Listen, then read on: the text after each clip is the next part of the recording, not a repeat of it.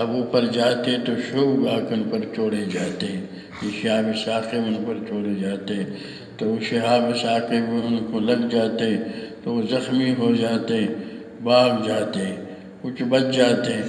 تو اس طریقے سے گا کہ انہوں نے کی کیا بات ہے، کیا رکاوٹ ہے۔ تو اپنے بڑے شیطان کو رپورٹ دے دیا، انہوں نے کہا کوئی حادثہ ہوا ہے، کوئی امر پیش آیا ہے جس کی وجہ سے باقی ہو رہا ہے، جاؤ گھومو پھرو۔ تو پھر انہوں نے آ کر نخلا مقام پر حضور صلی اللہ علیہ وسلم سے قرآن سنا تو سمجھ گیا یہ رکاوٹ۔ وانزل اللہ تعالی علی نبی صلی اللہ علیہ وسلم قل اوحی الی انہ استمع نفر من الجن وانما اوحی الی قول الجن ان کے وحی کی گئی جنات کی المزمل۔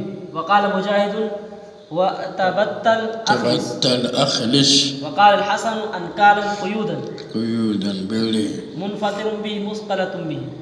وقال تو کشف ساک کے معنی کنڈلی، اب اللہ کے لیے اس کی ذکر ہے تو یہ واقع متشابہات میں سے ہے، یہ اللہ کے ان صفات میں سے کہ اللہ کے اور صفات اس کے لیے وجہ ہے، اس کے لیے ید ہے، جیسی اللہ کی صفات ہے۔ کشف ساک میں اللہ کی صفات میں سے ایک صفت ہے کہ اللہ اس کو قول ظاہر کرے گا، اس سے ہر مومن جو ہے سجدے میں گر پڑے گا، پہچانے گا اپنے رب کو۔